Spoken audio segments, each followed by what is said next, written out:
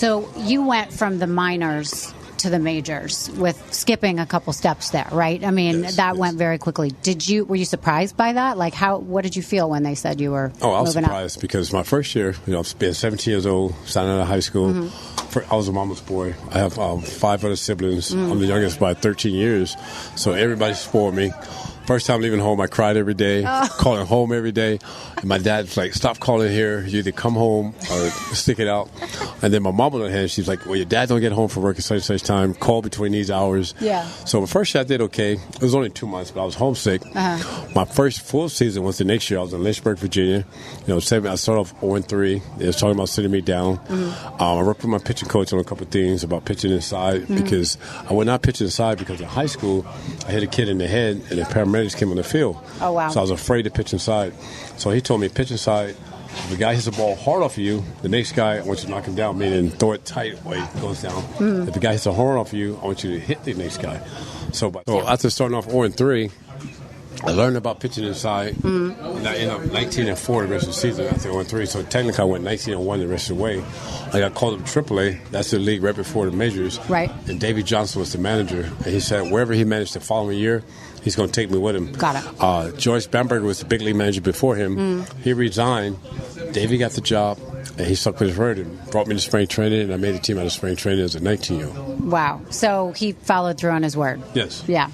What was it like telling your parents you were moving up? Oh, man, that was the best. I want to see my dad cry twice. Yeah. When his mom passed. Well, how did they literally tell you, and then how did you tell your parents? That's my question. So Davey, it's funny. So all through spring training, every game I pitched in spring training, the media would come up and say, "Oh, we hear you going back down to the minors because of the age." And so I'll run in Davey's office like a little kid. I'll say, "Davey, they said I'm going back to the minors." He goes, "No, don't worry about it. You're going to make the team." The last day of spring training, like the 5th inning, Davey came and goes, "Congratulations, you're making the team." Called my parents because spring training day was in St. Petersburg, Florida. Okay, yeah. I lived in Tampa, so it was like a 30-minute drive. My parents came over, and I told my dad I made the team.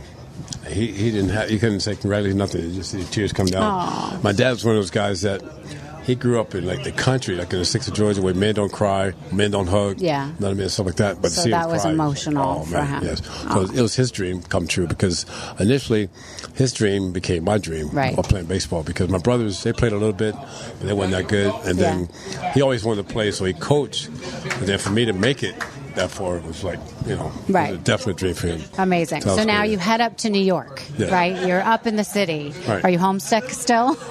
Once I got to New York, I wasn't homesick, but I was like, because I was real shy and laid back, so I was like scared to go to the city for sure. Aww. So I lived in Port Washington, Long Island, and I was only 19. I used to live in Sands Point, so I know. Point. Yeah. Oh, nice, yes. Yeah, right there. So still today, I never took the subway. Wow. I never did that, and so I was like, just live in Port Washington. I'll go to the ballpark and come home. I'll go to the movie theater like 2 blocks away. Were you roommates with one of the players, or you lived by yourself? By myself. Okay. Yeah, so it was great. First time I had my high school girlfriend come up for a little bit to stay with me. Oh, nice. I didn't know how to cook. I didn't know how to clean. I didn't know nothing. Yeah. So she would do all that and taught me some things. So it was great. But the first year was very nerve-wracking. After I'll say about 2 months, then I felt okay. Like I belonged. Tell the story about the very first night that you pitched. I feel like you have a great story. Your parents came, your dad came, right? Yes. And how you walked to the stadium. Oh, yes. Did I get that right? Yes. Okay. So my first big league start was in Houston. So I'd never been to the Astrodome before, ever. Okay. And the Mets was kind enough to fly my parents in. And so earlier, it was a 7 o'clock game. So we got there, we had lunch about 2 o'clock. The bus wasn't going to leave till 5. So I went to the concierge. I asked him, how far is Astrodome? He said, like 3 miles. I said, do you have a map? Because, back then there was no cell phones with GPS and that. He gave me the map. So I saw the way. I walked to the ballpark. It was about 3 o'clock. I left to go to the ballpark. Once I get to the ballpark, I've never been there, so I don't know how to get in. It's like an 8-foot fence. True story, 8-foot fence. I climb the fence. And as I get on the other side, the security guards come up. Hey, kid, where you going? What are you doing? Right. I said, I'm Dwight Gooden. I'm pitching tonight. So I show them my license. They say, we don't know. So luckily, the trainers was there. They called But did down. the security guard believe you? Were they right? They're like, yeah, right. So, oh, my God. So they called, on the walkie-talkie, they called down to the trainers, to the locker room, our locker room. Our trainers were there. Yeah. So the trainers had to come get me. They said it was okay, I was pitching that night. And my parents were in the stands. so I pitched. But I've never been so nervous in my life. Right. Pitching my first big league game and had my parents was there because remember the first time my parents let me play, I wouldn't go back out there. And so now here they are at my first game. Right. And how'd you do that night? Did good. Pitched 5 innings, got the win, gave up 1 run. Right. And it was funny. My dad goes, son, what do you think? I said, this should be good. I should win a lot of games. But my next game in Chicago, I got knocked out of the game in like the second inning. Oh, wow. And then my dad was like, what do you think? I said, now I don't know if I'm ready. So I went from I should be fine to now I don't know if I'm ready. Right. Yeah. Did you ever get to the point where you weren't nervous in front of your parents to play? Never. Because even my whole career, like they would drive up to Atlanta when I lived in Tampa, and I had a lot of family in Atlanta. They would come there, but it's just something about my parents being there. Because, like, you want to do well, which they don't really care. They just happy you're there. Right. But I just always was more nervous. So a lot of times when they say they would come into Atlanta, I was like, I want to see my parents, but I don't want them to come to the game. But I never told them that. Right. So. I always had a question about your number. What was the first day you saw you were going to be number 16? Probably the first year I signed, because my number was always 10. I always liked number 10 through Little League and high school. When I got drafted, when I went to Kingsport, I was actually the guy there, number 10. It was a guy, Russ Orrick. I'll never forget him. He had number 10. He had been in the Mercury Ball for like 4 years in a row. He wasn't going anywhere. And he goes, I don't care if you're a bonus baby or not, you're getting my number. Bonus, what they call bonus babies is guys that's drafted in the first round. So normally you get a big bonus. Oh. So they call them bonus babies. Okay. So he's like, I don't care if you're a bonus baby or not, you're not getting my number. So I said, the guy, the equipment manager, what number do you have that's close to 16 but not 13? I always thought 13 was bad luck. Oh, he said, I have 16. That's why I take 16. And it's your birthday. And my birthday. Yeah. Did that matter to you, or just was the closest number to 10? Just the closest number. But you know what's weird, since you said that? So when I was in spring training the first year of the Mets, right, I was number 64. With the Mets, I was 16.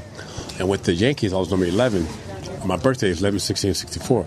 But it just kind of happened that way. Yeah. That's weird, right? Oh, my God, that is weird. Yeah. How did you get the nickname Doc?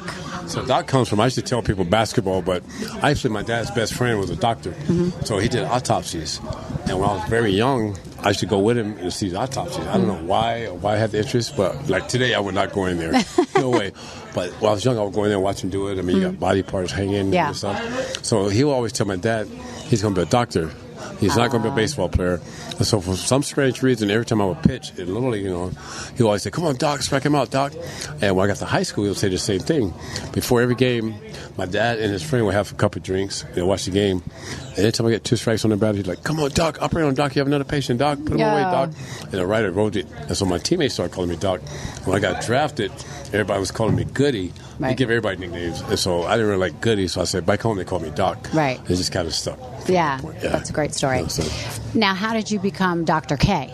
So Dr. K, so you know how I got Doc. K means strikeouts. And after my first year, when I broke the strikeout record, they added a K, Dr. K. All the fans, they went running around the stands, hanging up these Ks. So the writers actually gave me the K, Dr. K. Right. With the K. So. And how often did you look at that K corner? Were you aware of it? Oh, yes.